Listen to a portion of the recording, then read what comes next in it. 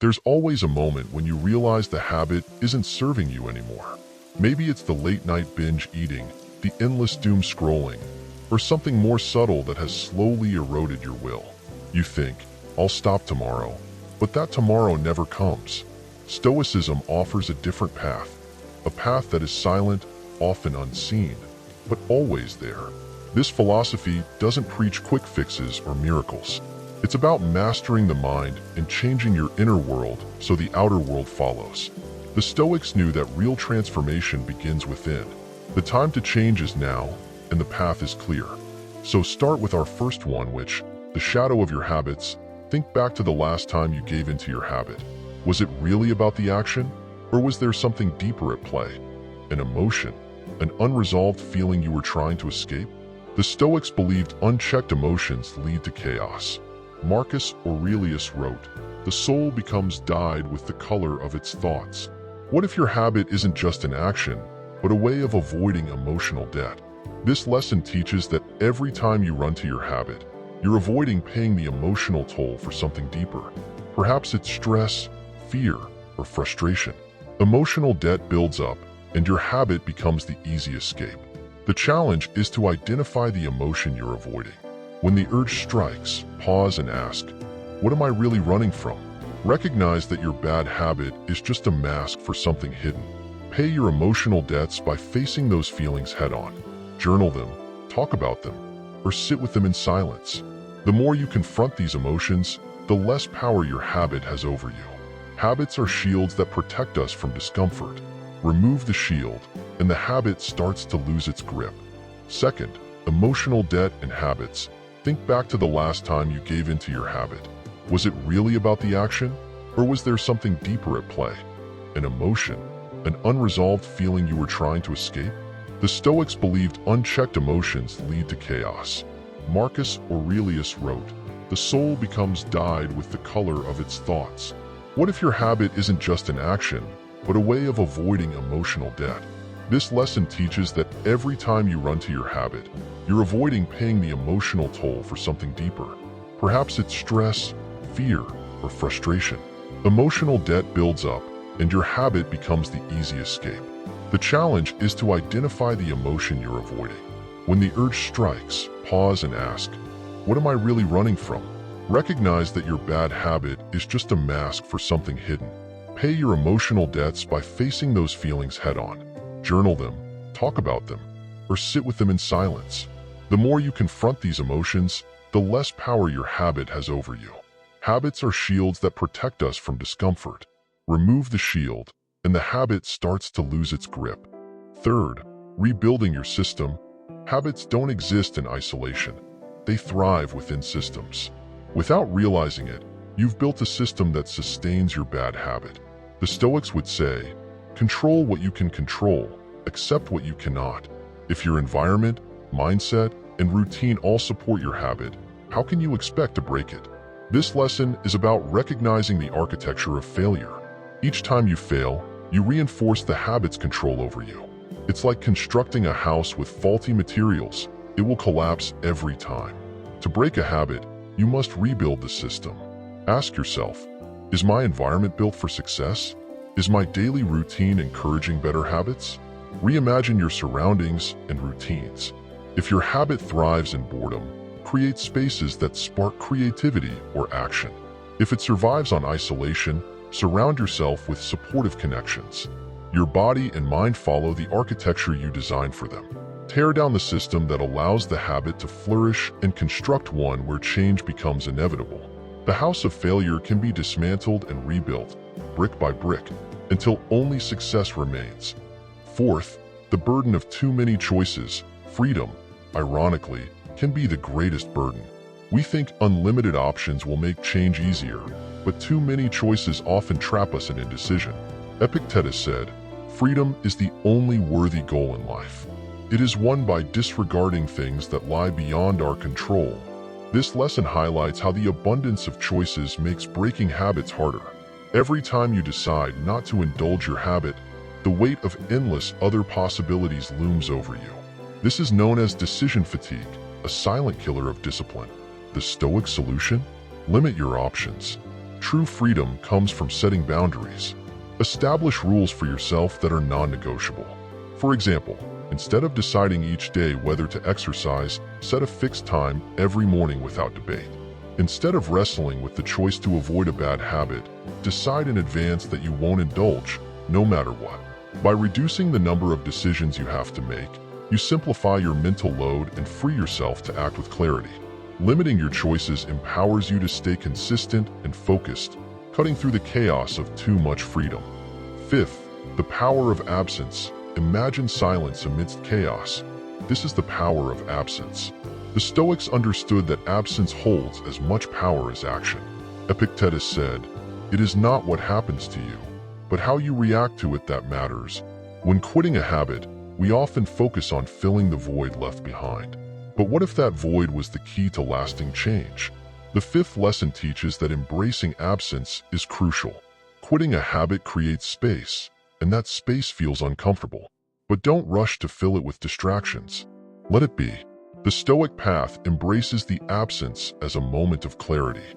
In this quiet space, you begin to see the habit for what it was, a temporary filler for something you didn't want to face. Let the space grow. It's in this absence that your real desires emerge. Only when you stop fearing the void can you start rebuilding on stronger ground. Absence is not emptiness to fear, but an opportunity to create something better. The power of nothingness is that it allows room for everything else you truly need. Sixth, the weight of small lies.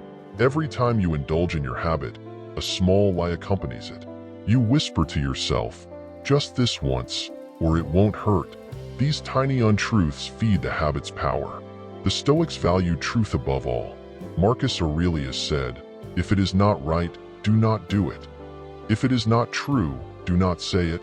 This lesson teaches that each small lie makes it easier to fall back into old patterns. Every time you justify your bad habit, you create a fracture in your character. Over time, these cracks widen, weakening your resolve. The task is to be brutally honest with yourself. When the urge hits, acknowledge it for what it is. "I want this because I'm avoiding something," or "This will harm me in the long run, and I know it." Speak the truth, no matter how uncomfortable it feels. The more you confront the lies head-on, the weaker the habit becomes. Every small truth is a step toward dismantling the falsehoods that allow your habit to survive. Truth is the antidote to the lies that feed your addiction. Seventh, the threshold moment. We all have a threshold, a point where we believe it's too late to turn back, so we give in to the habit. The Stoics knew that this threshold is an illusion. Seneca said, "Every new beginning comes from some other beginning's end." This lesson is about redefining the point of no return. You often think that once you've started down the path of your habit, you're already too far gone. But what if that wasn't true? What if every moment, even mid-habit, was an opportunity to stop? The habit doesn't own you after one misstep. You can always choose to turn back. This shift in mindset is critical. When you realize that no action is final, you regain control. The threshold isn't real. It's a construct of the mind. Break it down, and you'll find that you can always choose to stop, no matter how far you've gone. The idea of being too late is just an excuse to surrender. Every moment is a chance to turn around, to reclaim your power.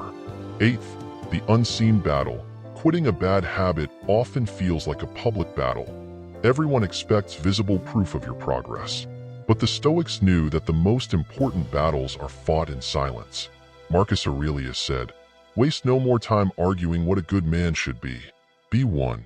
This lesson teaches that the greatest victories happen in the shadows.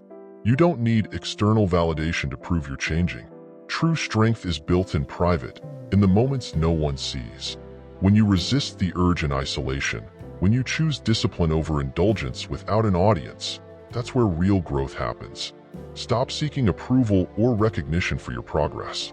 The most meaningful changes occur quietly, away from the eyes of others. Value these private victories, because over time, they will amount to more than any public acknowledgement ever could. The unseen battle is where the real work happens. Learn to find strength in the silence and victory in the shadows.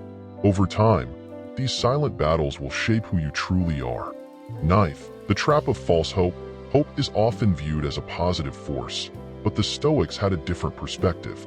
They believed that false hope, hope without action, can keep you stuck. Epictetus warned, "Don't hope that events will turn out the way you want. Welcome events in whichever way they happen."